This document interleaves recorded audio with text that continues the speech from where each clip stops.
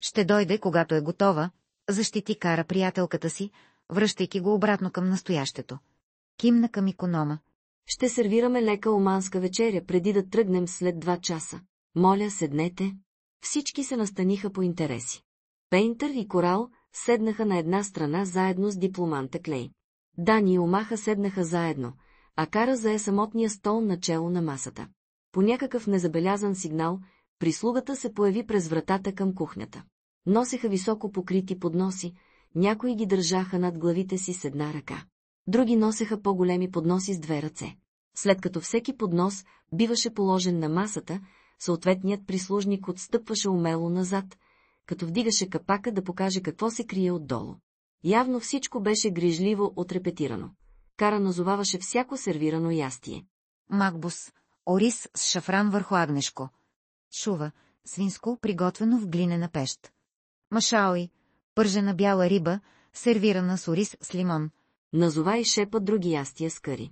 Между цялото това разнообразие бяха сервирани и чинии с тънки овални хлебчета. Тях Омаха познаваше, вездесъщите омански хлебчета рукхъл, печени върху запалени палмови листа.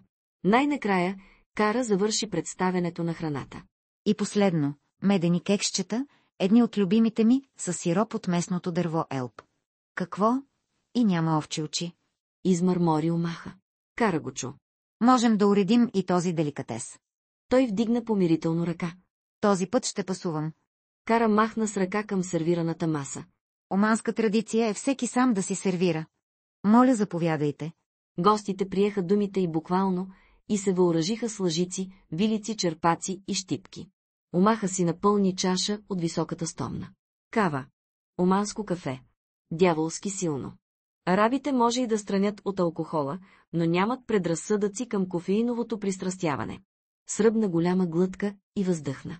Горчивата жилка на гъстото кафе беше смекчена с кардамон, чийто ясно различим вкус се задържаше приятно в устата, след като си преглътнал. Първоначално разговорът се завъртя около храната. В по-голямата си част се състоеше от изненадани възклицания по повод крехкостта на месото или лютивината на подправките. Клей изглежда се задоволи да напълни чинията си с медени кексчета. Кара почти не яде, заета да държи под око прислугата, като кимаше леко от време на време или завърташе глава, раздавайки по този начин нарежданията си. Омаха я оглеждаше, докато сърбаше кавата си. Беше по-слаба, някак по-изпита в сравнение с последния път, когато я беше видял. Очите й все така грееха, но вече някак трескаво. Омаха знаеше колко усилия е вложила в това пътуване. Знаеше и защо. Двамата с Сафия нямаха тайни помежду си. Поне на времето. Той знаеше всичко за Реджиналд Кенсингтън. Портретът му се взираше в Кара от стената зад гърба й. Дали тя още усещаше тези очи? Омаха си помисли, че и той не би се справил по-добре, ако неговият баща беше изчезнал в пустинята, всмукан неизвестно къде. Но, слава богу, трябваше да впрегне въображението си, за да си представи болезнената дълбочина на такава загуба. Неговият баща, на 82, все още се грижеше за семейната ферма в Небраска. Ядеше по 4 яйца, голямо парче бекон и цяла купчина препечен хляб с масло на закуска и изпушваше по една пура всяка вечер. А майка му беше в по-добра форма и от баща му. Здрав джинс, обичаше да се хвали баща му. И моите момчета са такива, силният глас на брат му отвлече вниманието му от Кара. Дани разказваше как се бяха измъкнали от похитителите по обед, като използваше и вилицата си, за да онагледи събитията. Омаха разпозна този прилив на вълнение и поклати глава. Някога и той беше същият. Безсмъртен. Защитен от бронята на младостта. Вече не. Плъзна поглед по собствените си ръце. Бяха набраздени и покрити с белези ръцете на баща му. Брат му разказваше за едно страхотно приключение. А всъщност се касаеше за нещо изключително сериозно. Прекъсна го друг глас. Жена? Намръщено попита Пейнтър Кроу. Една от похитителките е била жена? Дани кимна. Аз така и не я видях, но брат ми я е видял. Омаха видя, че другият мъж поглежда към него с пронизително сините си очи. Бръчки се вдълбаха в челото му. Погледът му се концентрираше като добре насочен лазер. Вярно ли е? Попита Кроу. Омаха свира мене, смутен от настойчивостта му. Как изглеждаше тя? Последното беше изречено твърде бързо. Омаха отговори бавно, наблюдавайки реакцията на другия мъж. Беше висока, колкото мен. От поведението й бих заключил, че има военна подготовка. Пейнтър хвърли поглед към колежката си. Сякаш някакво безмълвно послание премина между двамата. Знаеха нещо, което не бяха казали на другите. Ученият се обърна отново към Омаха. А външни белези, черна коса и зелени очи. Бедуински произход. И малка червена татуировка на сълза под едното око, лявото. Бедуинка, повтори Пейнтър. Сигурен ли сте? Работя в този район от 15 години. Мога да различа представителите на различните племена и кланове. От кое племе беше жената? Трудно е да се каже. Не можах да я огледам достатъчно добре. Пейнтър се облегна назад, явно успокоен. Колежката му посегна да си вземе медено кексче, сложи го в чинията пред себе си и повече не му обърна внимание. Този път двамата не се спогледаха, но явно някакъв въпрос беше намерил отговора си. Защо се интересувате толкова? Попита Кара, изказвайки на глас мислите на Омаха. Пейнтър свира мене. Ако е било обикновено отвличане за печалба, едва ли има значение. Но ако не е било такова, ако е било свързано по някакъв начин със случилото се в музея, мисля, че всички трябва да знаем за кого да си държим очите отворени.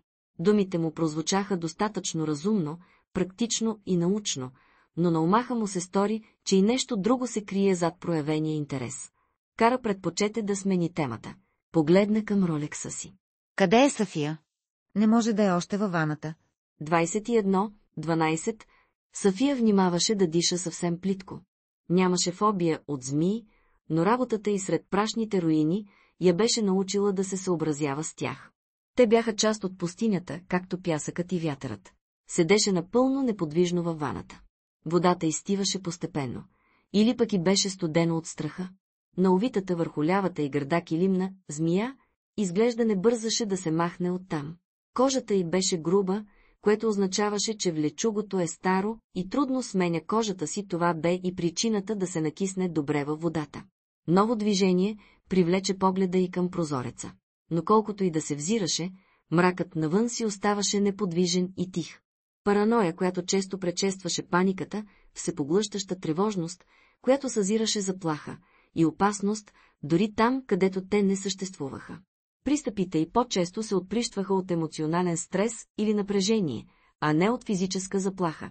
Всъщност, приливът на адреналин при непосредствена опасност беше добър буфер срещу електрическата каскада на пристъпа.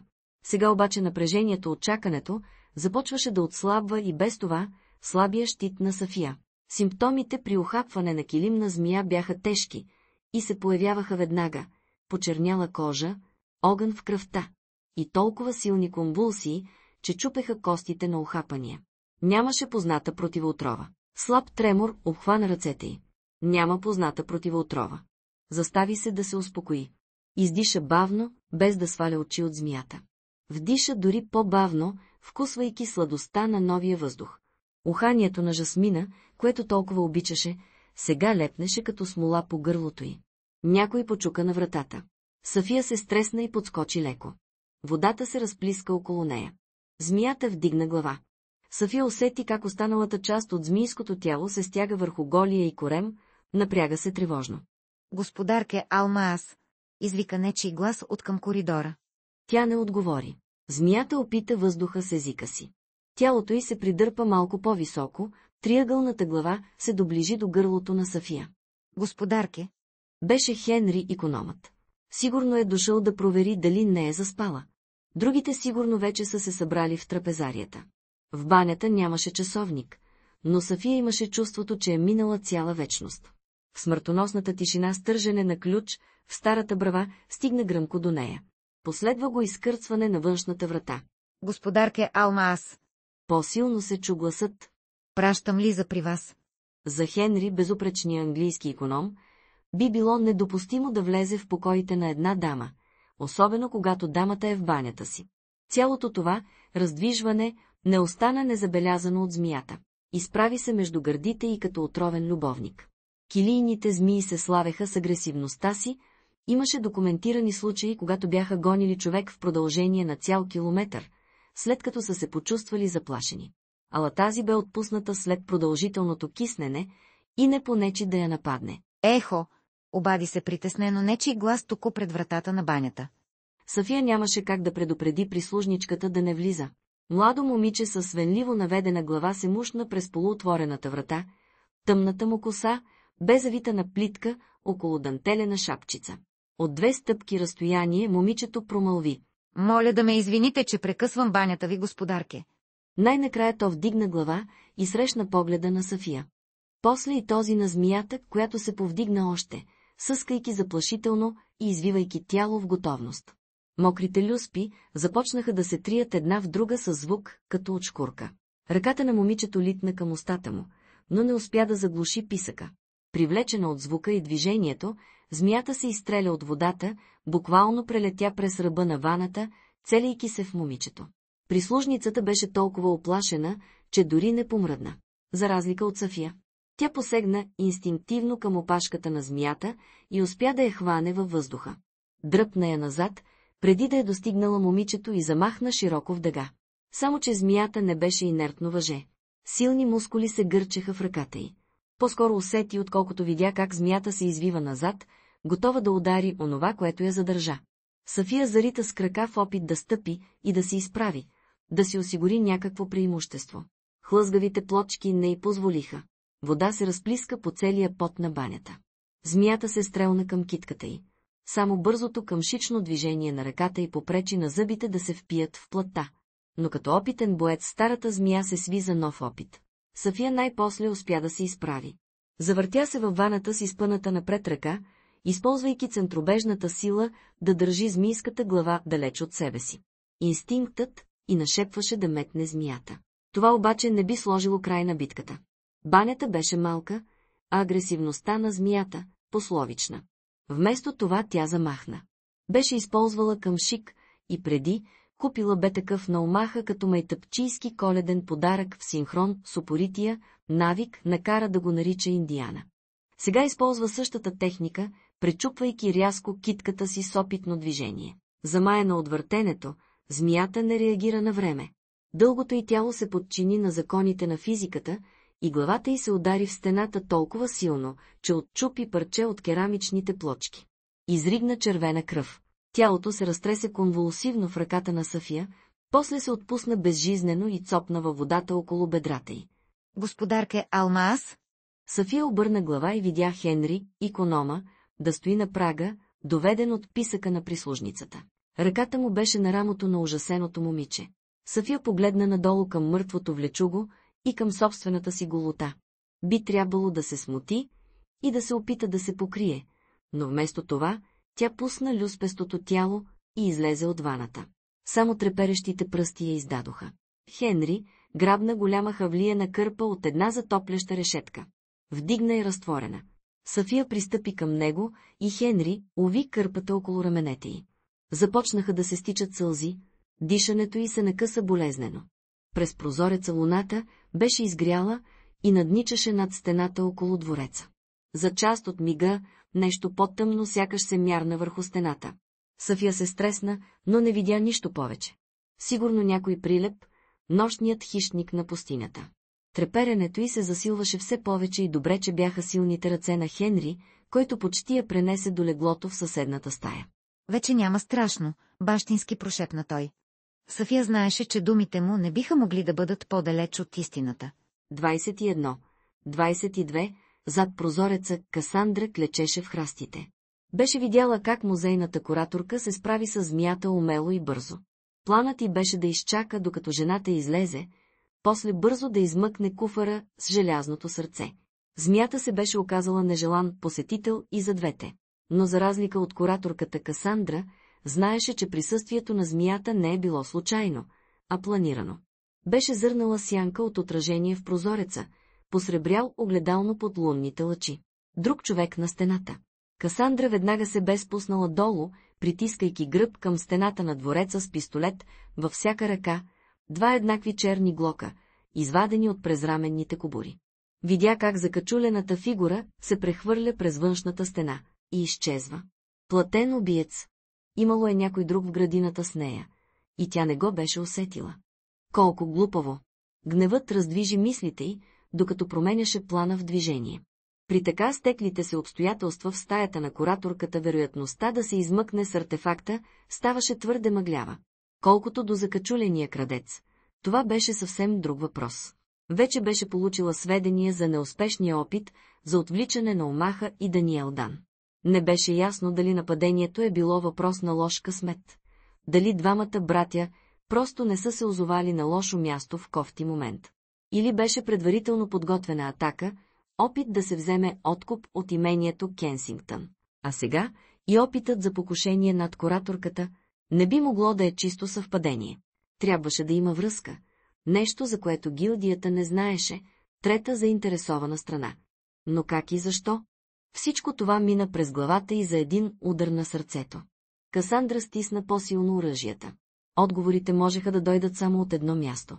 Тя прибра пистолетите в кобурите и откачи подемния пистолет от колана си. Прицели се, натисна спусъка и чу съскането на стоманената корда, литнала нагоре. Вече се движеше, когато куката се заклини в ръба на стената. Включи прибиращата макара.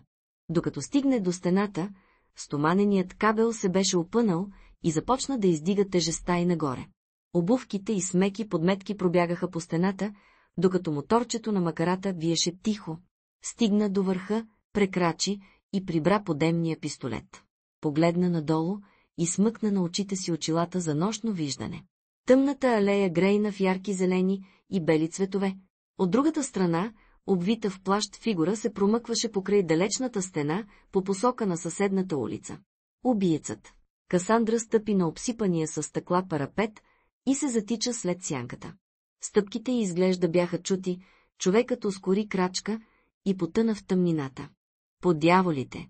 Касандра стигна до място на стената, където друга финикова палма се издигаше в границите на ограденото пространство. Големите й листа се протягаха на широко от двете страни на стената и й препречваха пътя. Касандра не сваляше очи от плячката си. Когато стигна до дървото, тя се отблъсна настрани, сграбчи няколко листа и скочи от 6-метровата стена. Листата не издържаха на тежестта й, изплъзнаха се измежду пръстите й, но все пак смекчиха падането. Приземи се на алеята със свити колене, които поеха в някаква степен силата на удара. Хукна след плячката си, която изчезна в една пресечка. Касандра изрече необходимата команда. Карта на района се появи върху лещите на очилата й. Нужно беше опитно око, за да разчетеш мишмаша от образи. Тук, в стария град, организацията на градската площ беше кошмарна. Наоколо се простираше лабиринт от улички и кълдъръмени сукаци. Ако крадецът успееше да избяга в този усукан лабиринт, Касандра усили ход. Трябваше да забави другия. Дигиталната карта показваше, че след по-малко от 30 на метра се пресичаха няколко улички. Щеше да има само един шанс. Шмугна се приведена зад тъгъла и освободи в движени подемния пистолет. Навлизайки в уличката, тя бързо откри и прихвана целта си 30 на метра напред. Натисна спусъка. Кабелът изсъска. Куката литна в ниска дъга, минавайки над рамото на мишената. Касандра превключи на прибиране и едновременно дръпна със собствената си ръка. Като приловене на риба. Куката се заби в рамото на другия, завъртя го, краката му се подкосиха. Касандра си позволи лукса на една мрачна, доволна усмивка. Твърде рано се бе зарадвала на успеха си. Противникът й довърши завъртането, на металото описа дъга, и той се освободи от него с умение, което би удивило дори Факира Худини. Лунната светлина и очилата за нощно виждане очертаха фигурата ясно като посред бял ден. Жена. Приземи се с котешка грация на една ръка и отново скочи на крака. Тъмната й коса се развя за миг и тя хукна по улицата. Касандра изруга и хукна да я гони. Част от нея се възхищаваше на умението, демонстрирано от противничката, и се радваше на предизвикателството. Друга част и подшушваше да застреля жената в гръб, задето ненужно беше удължила нощта й, но и трябваха отговори. Тичаше след жената, чието движения бяха гъвкави и уверени.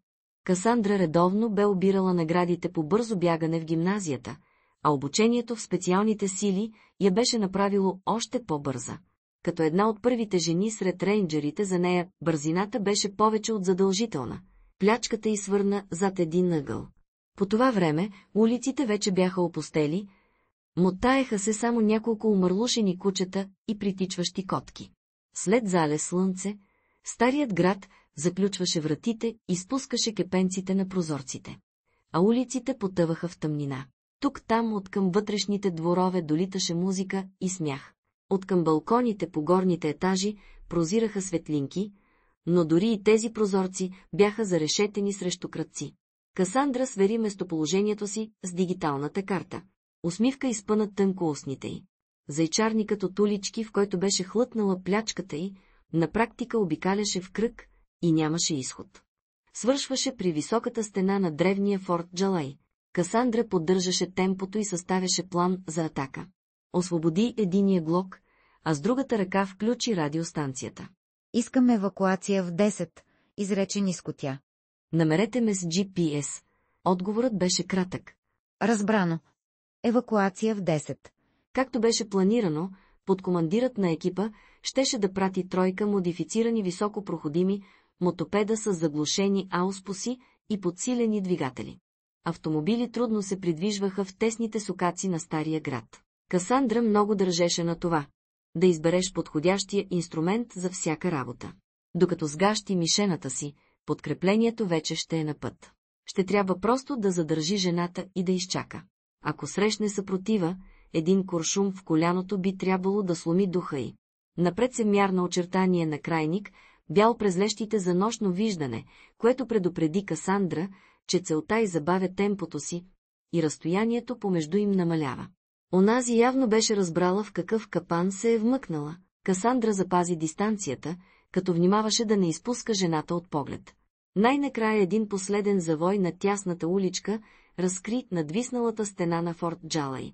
Фасадите на сградите от двете страни опираха плътно калканите си в крепостта, превръщайки уличката в каньон.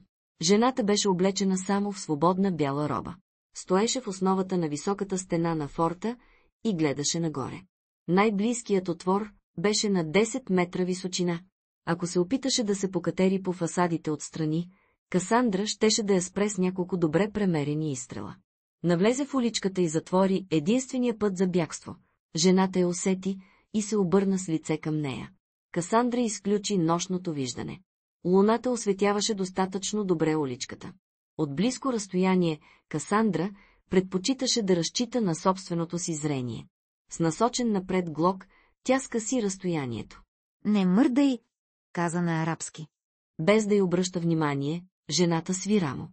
Робата се свлече по тялото й и падна около глезените й, тя остана гола на улицата. Дългокрака изгърди като ябълки, извила дългия си хубав врат, жената изглежда не се срамуваше от голотата си, което беше истинска рядкост в арабския свят. Имаше някакво благородство в стойката й, като гръцка статуя на арабска принцеса. Единственото й бижу беше малка рубинена татуировка под лявото око. Сълза. Жената заговори за пръв път, бавно, с предупреждение в гласа. Но не на арабски.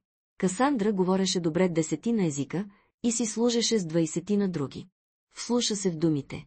Звучаха и някак познато, но не успя да определи езика.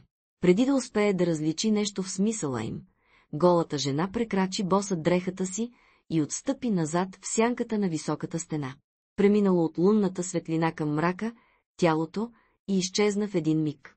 Касандра също направи крачка напред, запазвайки разстоянието между двете. Взря се настоятелно. Не. Включи нощното виждане. Сенките се разпръснаха. Варовиковата стена на крепостта се очерта ясно. Касандра погледна вляво и вдясно. Жената не се виждаше никъде. Касандра хукна напред с пистолета в ръка. Стигна до стената след 7 стъпки. Едната й ръка се протегна напред да се увери, че камъкът е истински, твърд. С гръб до стената, тя огледа уличката през очилата за нощно виждане. Никакво движение, нямаше и помен от жената. Невъзможно. Сякаш се беше превърнала в сянка и беше изчезнала. Истински джин, призрак от пустинята. Но трябваше само да погледне към зарязаната роба, за да се убеди колко несъстоятелна е тази мисъл. Откога призраците носеха плащове? хрущене на чакъл и ниско ръмжене привлякоха вниманието й към началото на уличката. Малък мотопед се появи иззад завоя, последван от други два. Нейното подкрепление. Огледа за последно и тръгна към тях. Още 2 пъти се обърна да огледа уличката. Когато стигна до първия мотопед, попита: Видяхте ли една гола жена в уличката? Мъжът беше с маска, но объркването ясно се видя в очите му. Гола? Касандра чу отрицанието в гласа му. Няма значение. Качи се отзад на мотопеда. Нощта беше пълен провал. Нещо странно ставаше тук. Трябваше и време да го премисли. Потупа мъжа по рамото. Той обърна мотопеда и тройката пое обратно по пътя, към празния склад, който бяха наели на пристанището за база на операциите си в Маскат. Време беше да довърши мисията. Щеше да е по-лесно, ако желязното сърце беше в ръцете й, но бяха подготвени и за непредвидени обстоятелства като това. До полунощ щяха да задвижат плановете, чиято цел бе да се елиминира експедиционният екип на Кроу. Мислите й се насочиха към последните подробности, които трябваше да бъдат уредени, но откри, че й е трудно да се съсредоточи. Какво беше станало с онази жена? Тайна врата ли имаше в стената на форта? Врата, за която гилдията не знаеше. Това беше единственото обяснение. Докато размишляваше върху всичко това, думите на жената прозвучаха отново в главата й. Къде беше чувала този език? Хвърли поглед назад към древния форт Джалай, чиито кули, облени в лунна светлина, стърчаха над по-ниските сгради. Древна постройка от изгубена епоха. И тогава се сети, откъде й е познат езикът. Не беше съвременен език, а древен. Думите прозвучаха отново в главата й, натежали от предупреждение. Макар все още да не разбираше значението им, вече знаеше какво е чула. Един мъртъв език. Арамейски. Езикът на Исус Христос. 22. 28. Как е влязла тук? Попита Пейнтър. Стоеше на входа на банята и гледаше мъртвата змия, изплувала сред цветчетата жасмин. Всички в трапезарията бяха чули писъка на прислужницата и бяха дошли на бегом, но икономът ги задържа, докато Кара помогне на Сафия да облече един халат. Кара отговори на въпроса му от мястото си до Сафия на леглото. Тези противни същества са навсякъде, завират се дори във водопроводните тръби. Стаята не е използвана от години. Кой знае от кога се е настанила тук? Когато са проветрявали и почиствали, тя сигурно се е скрила някъде, а после е усетила водата във ваната. Сменяше си кожата, дрезгаво прошепна Сафия. Кара й беше дала едно хапче. Действието му забавяше говора й, но вече изглеждаше по-спокойна. Мократа коса висеше покрай лицето й. Цветът бавно се връщаше по страните й. Когато си сменят кожата, змиите търсят вода. Тогава е по-вероятно да е дошла отвън, добави Омаха. Археологът стоеше на прага между стаята и кабинета. Другите чакаха в коридора. Кара потупа Сафия по коляното и стана. Все едно, вече свърши. По-добре да се приготвяме за тръгване. Можем да го отложим с един ден, каза Омаха, поглеждайки към Сафия. Не, се умя да възрази Сафия през мъглата на успокоителното. Ще се справя. Кара кимна. Полунощ ще ни чакат на пристанището. Пейнтър вдигна ръка. Така и не ни казахте как ще пътуваме. Кара махна с ръка, сякаш думите му бяха някаква гадна миризма. Като стигнем там, сами ще видите. Имам да свърша още 1000 неща. Мина покрай Омаха и излезе от апартамента. Обърна се към другите в коридора. След час ще ви чакам в двора. Омаха и Пейнтър стояха в срещуположните краища на стаята, от двете страни на Сафия. Никой от двамата не помръдна, еднакво несигурни, дали е редно да се опитат да утешат Сафия. Проблемът бе разрешен от Хенри, който се появи с купчина с гънати дрехи. Икономът кимна на двамата мъже. Господа, позваних на една прислужница да помогне на господарката Алмаз да се облече и да си събере нещата. Ако бъдете така добри... Той кимна към вратата в знак да излязат. Съвсем недвусмислено ги изхвърляха, сякаш бяха мръсни котета. Пейнтър пристъпи към Сафия. Сигурна ли си, че ще можеш да пътуваш? Тя кимна с усилие. Благодаря ти. Ще се справя. Нищо. Ще те изчакам в коридора. Това му спечели намек за усмивка. Откри, че отвръща по същия начин. Няма да е необходимо, каза тя. Пейнтър видя, че Омаха го оглежда, очите му, една идея по-присвити от преди миг. Изражението му беше напрегнато. Явно го изпълваха подозрения, но се долавяше и следа от гняв. Когато Пейнтър тръгна към вратата, Омаха не му направи място да мине. Наложи се да мине странично, за да излезе. Омаха се обърна към Сафия. Добре си се справила, маце. Беше просто една змия. Отвърна тя и стана да вземе дрехите от иконома. Доста неща трябва да свърша преди тръгването. Омаха въздъхна. Добре. Разбрах намека. И излезе след Пейнтър. Другите бяха опразнили коридора. Пейнтър понечи да застане на пост до вратата. Омаха тръгна покрай него, но Пейнтър се изкашля и го спря. Доктор Дан. Археологът спря, поглеждайки странично към него. Змията. Каза Пейнтър, подхващайки недовършената тема. Казахте, че според вас е влязла отвън. Защо? Омаха свира мене и се върна крачка назад. Не мога да твърдя със сигурност. Но килимните змии обичат да се припичат на слънце след обед, особено когато си сменят кожата. Просто не си представям как е стояла свряна тук по цял ден. Пейнтър погледна към затворената врата. Стаята на Сафия беше с източно изложение. Слънцето я огряваше само сутрин. Ако археологът беше прав, змията трябва да беше изминала дълъг път от мястото си на припек до ваната тук. Омаха отгатна посоката на мислите му. Да не мислите, че някой нарочно е пуснал вътре. Може би е твърде параноично от моя страна, не знам. Но ако не се лъжа, някаква военизирана група веднъж вече се е опитала да убие Сафия, нали? Мъжът се намръщи, явно привично негово изражение, ако се съдеше по линиите вдълбани в лицето му. Беше преди 5 години. И в Тел Авив. Освен това, ако някой наистина е пуснал змията вътре, не са били онези копелета. И защо не? Омаха поклати глава. Екстремистката група беше унищожена от израелските командоси година след инцидента. Буквално беше изтрита от лицето на земята. Пейнтър познаваше детайлите. Именно доктор Дан беше помогнал на израелците да проследят екстремистите, използвайки контактите си в района. Омаха промърмори, повече на себе си, отколкото на Пейнтър, с горчивина в гласа. След това вярвах, че Сафия ще се успокои, ще се върне тук. Не е толкова лесно, мъжки. Пейнтър вече беше преценил Омаха. Той беше от хората, които посрещаха проблемите лице в лице и пробиваха стени с глава, без да поглеждат назад. Не от това се нуждаеше Сафия. Едва ли Омаха някога щеше да разбере за какво става дума. И все пак Пейнтър долавяше някаква дълбока загуба в този мъж, празнина, запълнена с пясъка на изминалите години. Така че се опита да му помогне. Такива травми не се преодоляват с... Омаха го прекъсна рязко. Да, всичко това вече съм го чувал. Благодаря, но вие не сте ми психоаналитик. Нито на нея. Тръгна по коридора и извика подигравателно през рамо. А и понякога, докторе, една змия си е просто змия. Пейнтър въздъхна.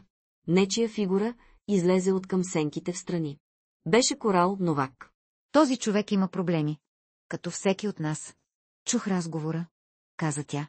Просто искаше да си побъбриш с него, или наистина смяташ, че е замесена друга заинтересувана страна? Някой определено мъти водата. Касандра. Той поклати бавно глава. Не, има ново неизвестно в уравнението. Корал се намръщи, с други думи. Изви съвсем леко надолу крайчетата на устните си. Това не е добре. Не е добре. А и тази кураторка, продължи Корал, кимайки към вратата. Наистина добре играеш ролята си на загрижен учен. Пейнтър усети неизречено предупреждение в гласа й, забулена тревога, че може би е на път да пресече границата между професионализма и нещо по-лично. Корал продължи. Ако някой друг души наоколо, не трябва ли да претърсим за улики? Определено. Точно това ще отидеш да направиш сега. Корал вдигна вежда. Аз трябва да охранявам вратата, каза той, отговаряйки на незададения й въпрос. Разбирам. Корал понечи да се обърне, после спря. Но кого охраняваш в момента, жената или мисията? Пейнтър за пръв път даде да се разбере кой е командирът на малкия им екип. В този конкретен случай те са едно и също. 23. 35. Сафия зяпаше пейзажа, който се нижеше навън. Двете таблетки диазепам размътваха главата й. Светлините на уличните лампи бяха фосфорни петна, разлети светли точки в среднощния пейзаж. Сградите тънеха в мрак. Напред обаче ярка светлина бележеше пристанището на Маскат. Търговските докове работеха денонощно, облени в ярки светлини. Зад един остър завой се показа и самото пристанище. Заливът беше почти празен, повечето петролни баржи и товар кораби бяха пристанали на доковете преди залез слънце. Товарът им щеше да бъде разтоварен и натоварен наново през нощта. Дори и сега високи кранове и огромни контейнери се люлееха във въздуха като купчета за игра. По-нататък, близо до хоризонта, изполинското туловище на един пътнически лайнер се очертаваше върху тъмните води като торта за рожден ден с множество свещи на фона на звездното небе. Лимузината подмина доковете и се насочи към далечната страна на пристанището, където по-традиционните платноходки съдове стояха на док. От хиляди години оманците кръстосваха моретата от Африка до Индия. Оманските платноходи представляваха простички коруби, сковани от дървени талпи с характерно триъгълно платно. Бяха различни по размер, от плитките бадани до дълбоко газещите баглахи. Гордата редица стари кораби се нижеше покрай пристанището, пристанали нагъсто, с прибрани платна. Мачтите, щръкнали нависоко сред въжетата на такелажа. Почти стигнахме, каза и Кара от отсрещната седалка в лимузината. Освен шофьора и един бодигард, с тях беше само Клей Бишоп. Той дремеше и изпрахтя леко, стреснат от гласа на Кара. Зад тях се движеше другата лимузина с всичките американци, Пейнтър и колежката му, Омаха и брат му. Сафия поизправи гръб на седалката. Кара още не й беше казала как ще стигнат до Салала, но беше ясно, че ще пътуват с кораб, иначе не виждаше причина да ходят на пристанището. Салала беше крайморски град, също като Маскат, и пътуването между двата града беше по-кратко по вода, отколкото по въздуха. Кораби, както товарни, така и пътнически, тръгваха по всяко време на деня и нощта. Имаше всякакви, от фериботи с дизелови двигатели до два бързи като светкавица кораба с подводни криле. При нетърпението на Кара сигурно щяха да се качат на възможно най-бързия плавателен съд. Лимузината мина през отворените порти на входа към тази част на пристанището, следвана от своята посестрима. И двете продължиха по пристана, минавайки покрай редици от пристанали платноходи. Сафия добре познаваше пътническия терминал. Към него не се отиваше по този кей. Кара, започна тя. Лимузината подмина последния пристанищен офис в края на кея. По-нататък, ярко осветено и заобиколено от електрокари и пристанищни работници, се възправяше нещо забележително.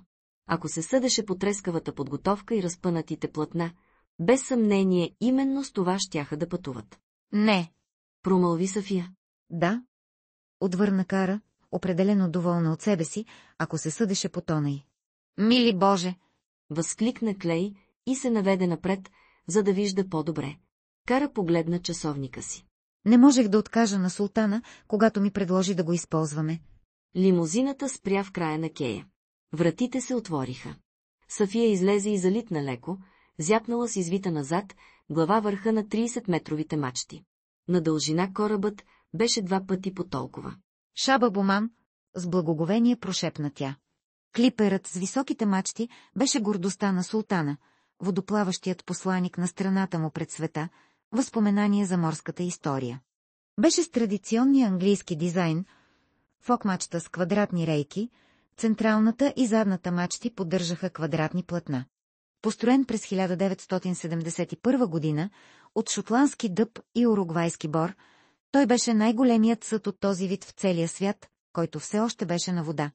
За 30 години беше пътувал по целия свят за участие в надбягвания и регати. Президенти и премиери, крале и кралици бяха крачили по палубата му.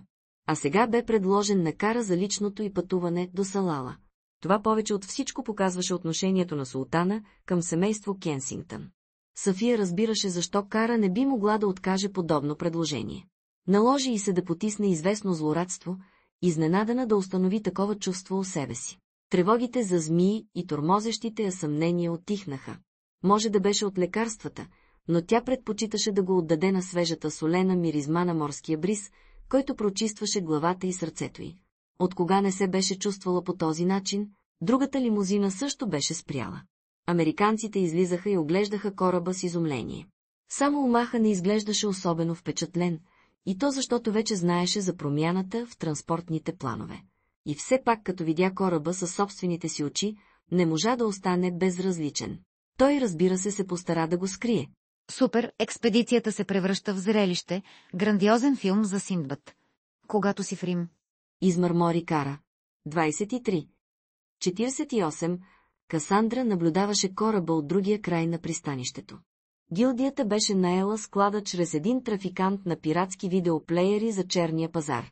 Задната половина на ръждивата постройка беше пълна с палети, натоварени догоре с нелегално внесени DVD и VHS плеери. Останалата част от склада отговаряше на изискванията й. Като бивша ремонтна работилница, той разполагаше със собствен сух док и котвено място. Водата се плискаше в непрестанен ритъм в близките пилони, раздвижена от минаващ наблизо траулер, отправил се към открито море. Раздвижването залюля групата бойни съдове, доставени миналата седмица. Някои бяха пристигнали разглобени на части и ги сглобиха тук, на място.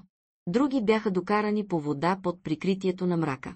На котвеното място се клатушкаха 3 бостънски китоловни кораба, всеки с по няколко елегантни черни джета на борда, съоръжени от гилдията с картечници на въртящ се постамент. В добавка към това докът бе приютил командната лодка на Касандра, хидрофойл, способен да вдигне скорост над 100 възела. 12-членният й отряд беше заед с последните приготовления.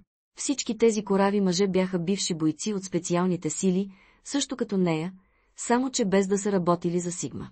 Не, че не бяха достатъчно интелигентни за тази цел, позорно изгонени от специалните сили, повечето от тях се бяха прехвърлили в различни наемнически и полувоенизирани групи по целия свят, усвоили бяха нови умения, хладнокръвие и коварство.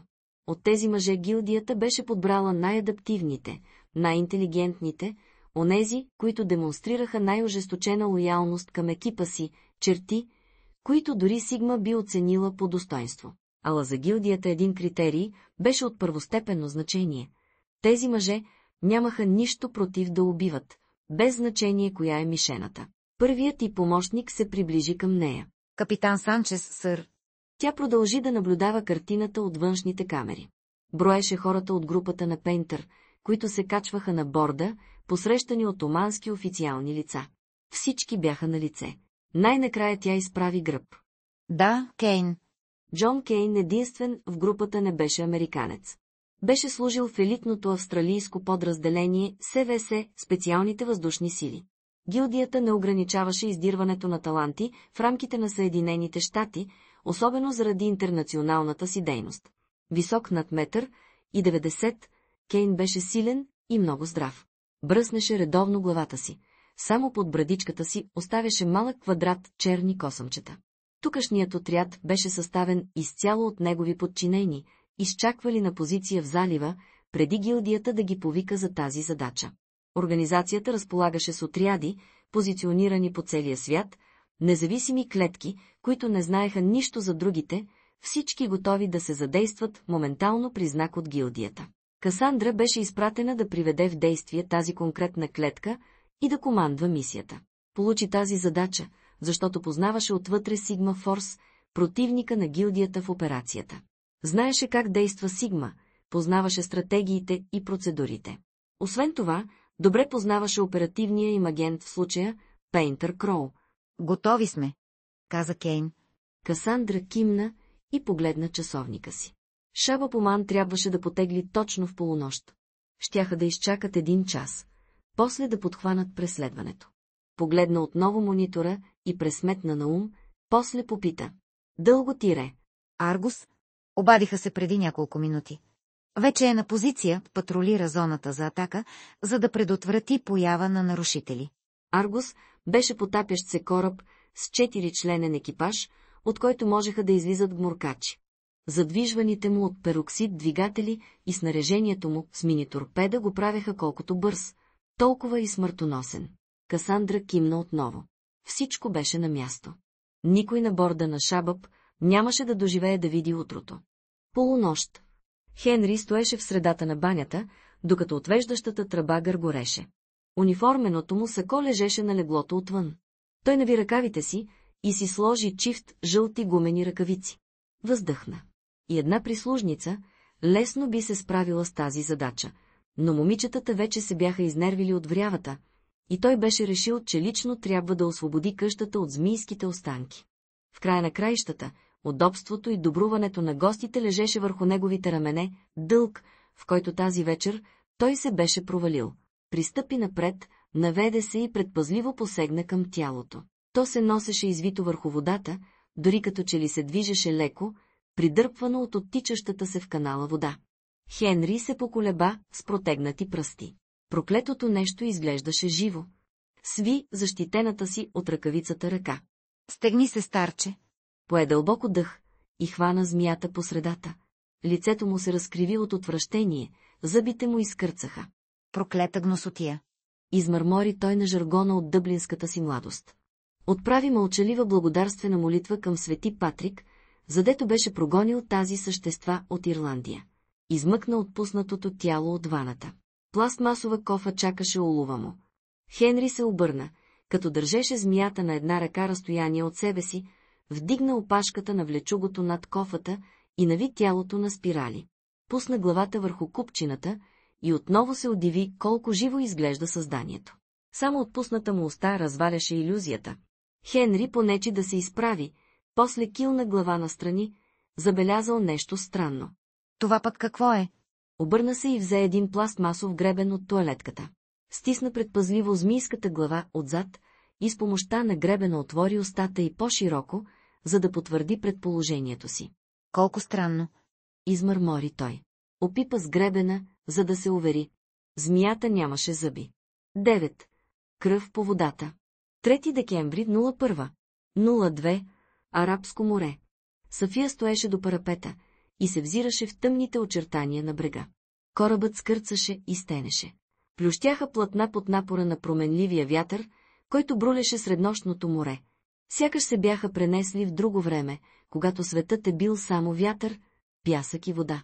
Миризмата на сол и шепотът на вълните покрай корабния корпус заличаваха шумотевицата на маскът. Звездното небе отгоре беше ясно, но вятърът беше подкарал плътни облаци към тях. Щеше да завали, преди да пристигнат в Салала. Капитанът на кораба вече ги беше уведомил за метеорологичната прогноза. Бурята вдигала вълни, високи до 3 метра. Не е нещо, с което Шабъб да не може да се справи, беше казал той с усмивка, но ще ни поразклати малко. По-добре се приберете в каютите, когато дъждът ни настигне. Така че Сафия бе решила да остане под ясното небе, докато още го имаше. След вълненията на изминалия ден, каютата й се струваше като затвор. Особено сега, когато действието на таблетките отслабваше. Гледаше как тъмното крайбрежие се плъзга покрай кораба, толкова тихо, толкова плавно. Последният оазис от светлина, един индустриален комплекс в покрайнините на маскът, тъкмо се скриваше зад една издатина на сушата. Нечий глас заговори зад нея, някак преднамерено безразличен. Ето, че си отива и последната светлинка на познатата ни цивилизация. Клей Бишоп пристъпи към перилото, хвана го с една ръка и вдигна цигара към устните си. Още беше с дънките и тениската, на която пишеше «Имам мляко». За 2 години, откакто работеха заедно, Сафия не го беше виждала с друго, освен с тениски, обикновено с имената на рок-групи, отпечатани в крещящи цветове. Тази беше в черно и бяло и изглежда се явяваше нещо като официално облекло. Леко подразнена от натрапената й компания, тя се постара гласът й да прозвучи строго и сериозно. Онези светлини, каза тя и кимна към скриващия се комплекс, са от най-важната индустриална зона на града. Можеш ли да ми кажеш какво представлява този комплекс, Бишоп? Той вдигна рамене и след кратко колебание предположи. Петролна рафинерия. Сафия беше очаквала тъкмо този отговор, но той беше грешен. Не, това е инсталация за обезсоляване, която осигурява питейната вода на града. Вода? Петролът може да е богатството на арабския свят, но водата е неговият живот. Остави студента си да обмисли този факт. Малцина на Запад си даваха сметка за значението на подобни проекти за обезсоляване тук, в арабския свят.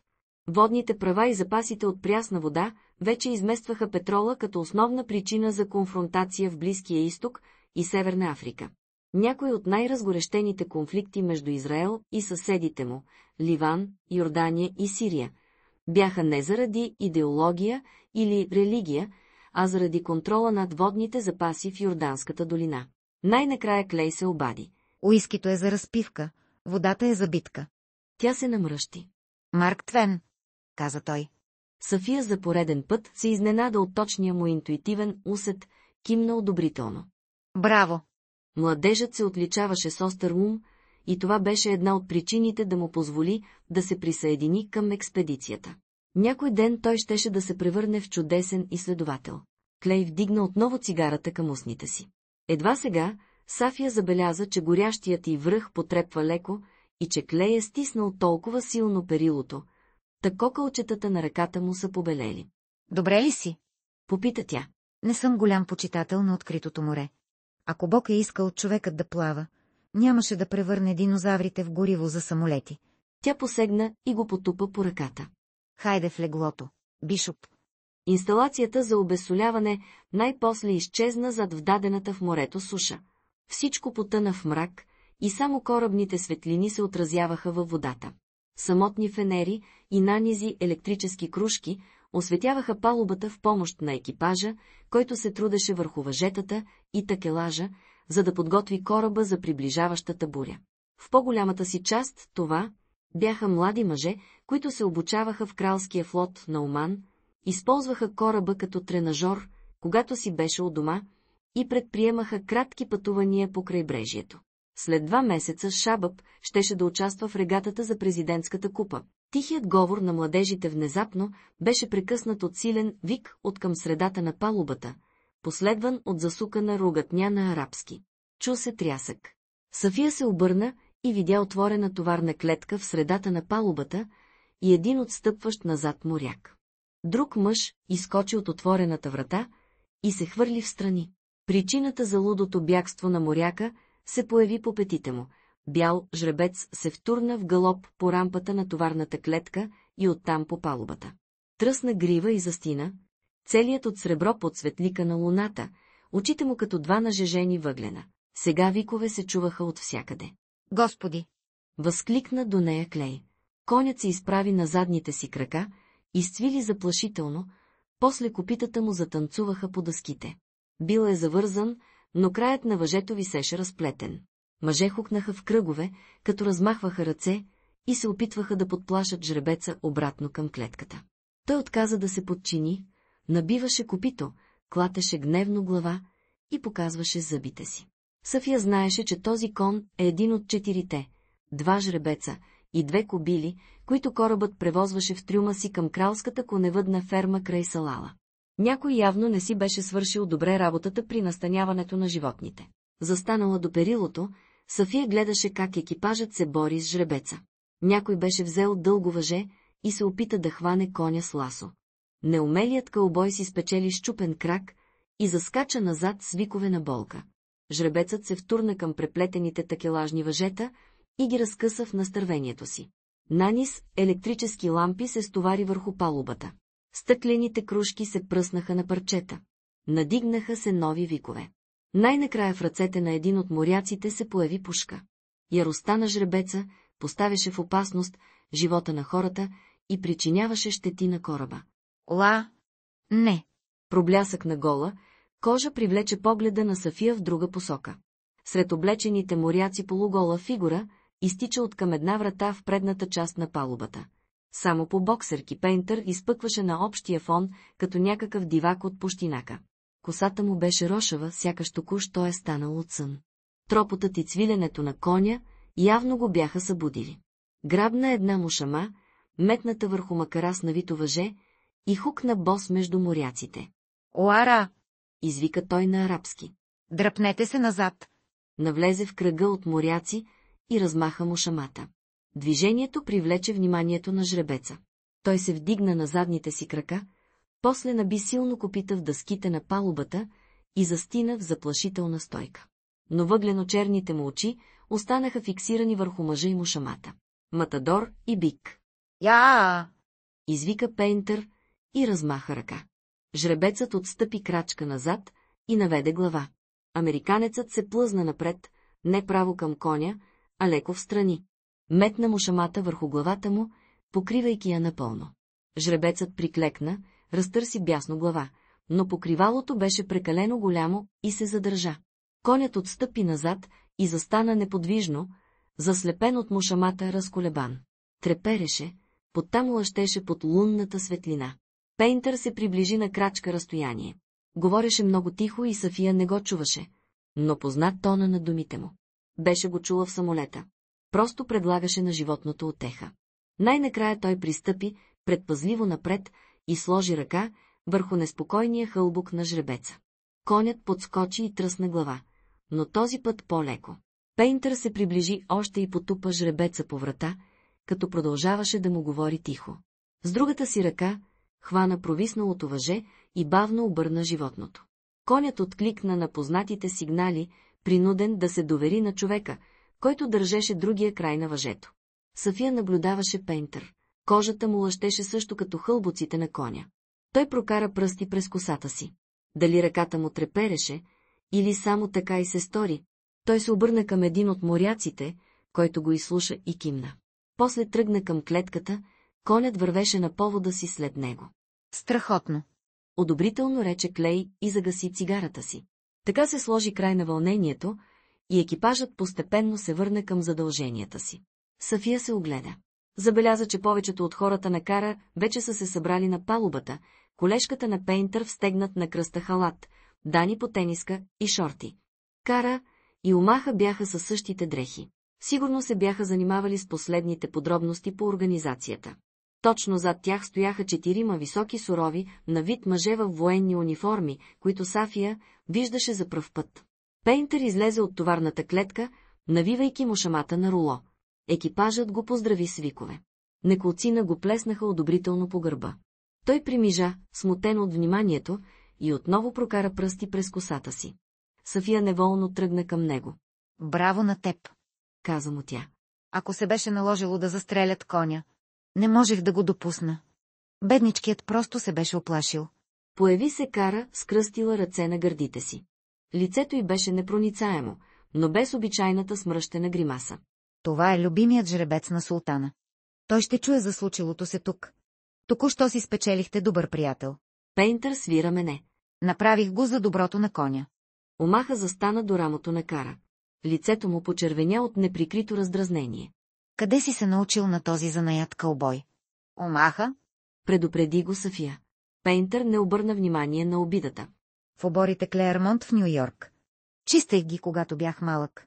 Изглежда най-после забеляза облеклото си. Или по-скоро липсата на такова. По-добре да се върна в каютата. Кара се обади с безизразен глас. Доктор Кроу, преди да се оттеглите, ще ви бъда благодарна, ако се отбиете в моята каюта. Бих искала да обсъдим плана след слизането на пристанището. Очите му се разшириха от изненада при това предложение. Добре. Това беше първият знак от страна на Кара, че е склонна да си съдействат. Сафия не се изненада. Добре познаваше дълбоката привързаност на Кара към конете, нежност, каквато не изпитваше към нито един човек. На времето Кара беше шампион в обяздването. Навременната намеса на Пейнтър в защита на жребеца му беше спечелила благодарността не само на султана. Пейнтър кимна на Сафия, очите му грейнаха за миг в светлината на фенерите. Тя откри, че не й достига въздух, преди да изломоти едно задавено лека нощ. Той си тръгна, минавайки през 4 мъже зад Кара. След малко и другите го последваха, всеки към своята каюта. Омаха остана при Сафия. Кара се обърна и заговори на арабски на един от 4, висок чернокос мъж с омански шамак на главата и военна униформа в жълтеникаво кафяв цвят. Бедуин. И 4 бяха облечени по подобен начин. Сафия забеляза пистолетите в кобури на кръста. Онзи, който се бе привел да изслуша Кара, имаше и извит кинжал, затъкнат в колана. Не беше церемониален нож, а коварно оръжие, което изглежда бе често употребявано. Очевидно той беше водачът, различаваше се от другите и поизбледнял белег като от въже напреко на гърлото си. Кимна на Кара, после се обърна да каже нещо на хората си. 4 се отдалечиха. Кои са тези? Попита Сафия. Капитан Алхафи от Оманския граничен военен патрул. Пустинните фантоми, измърмори Омаха прякора, под който бяха известни тези патрули. Фантомите бяха специалните части на Оман. Те водеха непрестанна война с контрабандисти и наркодилъри в дълбоката пустиня и прекарваха години наред сред пясъците. По-корави мъже нямаше в целия свят. Бивши фантоми обучаваха отряди на американските и британските специални части за военни действия и оцеляване в условията на пустинята. Кара заговори. Той и отрядът му са изявили желание да охраняват експедицията. С разрешението на султан Кабус. Сафия проследи с поглед мъжете, които слизаха към каютите долу. Омаха се протегна, прозявайки се. Ще ида да поспя няколко часа преди съмване. Хвърли поглед към Сафия. Очите му бяха в сянка под надвисналите вежди. И ти би трябвало да поспиш. Предстои ни дълъг ден. Сафия свира мене, без да каже нищо. Неприятно й беше да се съгласи с него, дори по толкова маловажен въпрос. Той отклони поглед.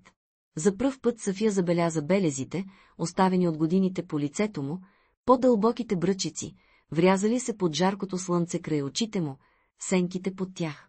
Имаше и още няколко тънки белега. Не би могла да отрече грубоватата му хубост.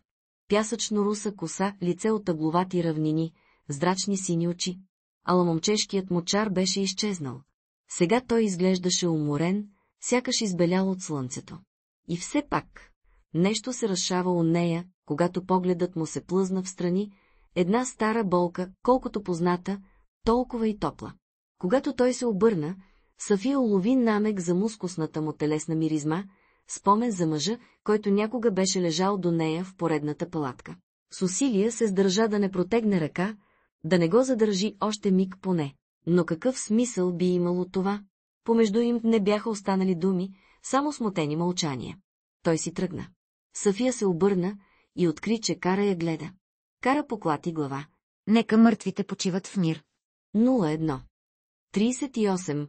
Мониторът показваше екипа гмуркачи. Касандра седеше изгърбена пред екрана, сякаш се опитваше да чуе воя от двигателите на хидрофойла. Картината беше от Аргус, подводницата на отряда им, на около 8 километра от нея и на 20 клафтера под водата. Аргус беше конструирана с 2 камери. Предната беше пригодена за пилота и неговият помощник. Задната камера, която сега се изпълваше с морска вода, приютяваше двамата гмуркачи. Докато водата покриваше двамата мъже, изравнявайки налягането вътре и вън, задната стена на камерата се отвори като черупка на мида. Двамата гмуркачи се оттласнаха навън, осветени от светлините на подводницата. Бяха привързани през кръста към маневриращи импулсни джетове. Конструираните от Айоп устройства развиваха изумителна скорост. Свързани в мрежа помежду си, двамата влачеха арсенал от инструменти за унищожение. Далечен глас прошепна в ухото й, установен сонарен контакт с мишената, беше пилотът на Аргус.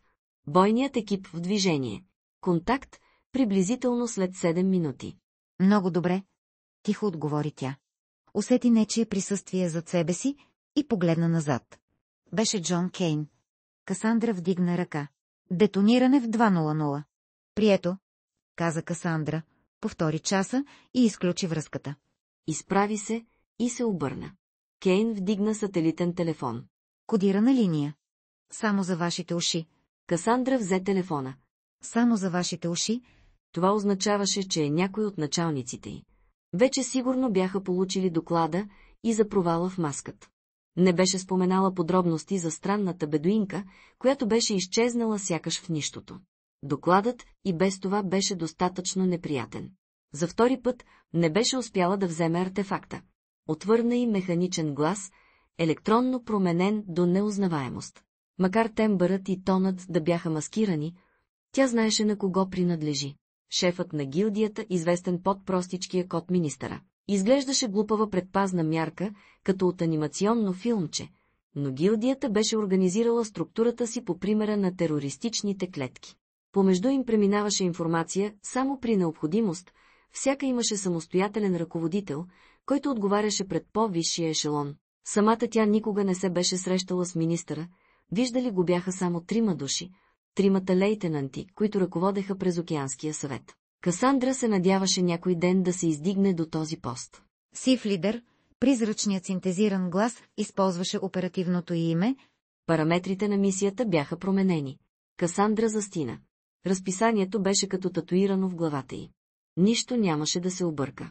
Дизеловите двигатели на Шабаб щяха да бъдат взривени, давайки сигнал за атаката на тежко въоръжените джетове.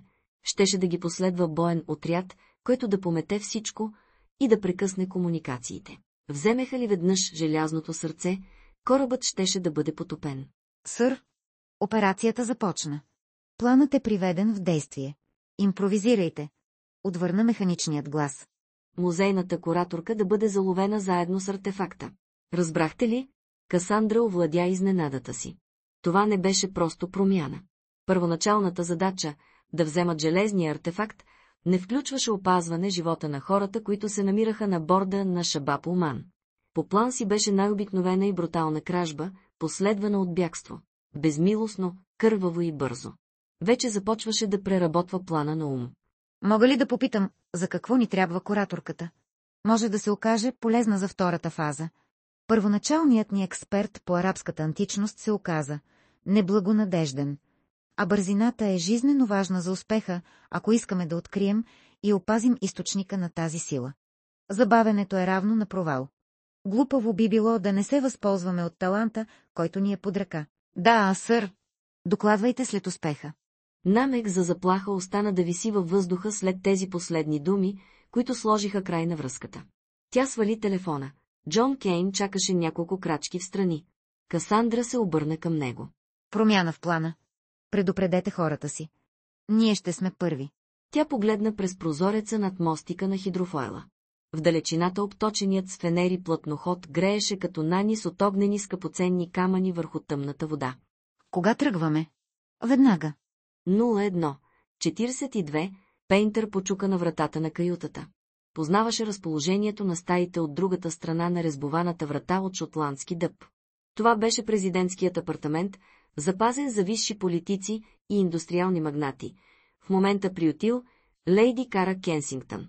При качването си на кораба Пейнтър беше свалил от интернет информация за Шабаб Оман, включително и вътрешното му разположение. Добре е да се знае поземления план. Дори когато си в морето. Вратата отвори един от стюардите. Беше мъж на възраст, едва надвишаващ 1,60 м, но с достоинство в стойката и движенията, подходящи за много по-висок мъж. Облечен беше изцяло в бяло, от малкото кепе, без козирка до сандалите.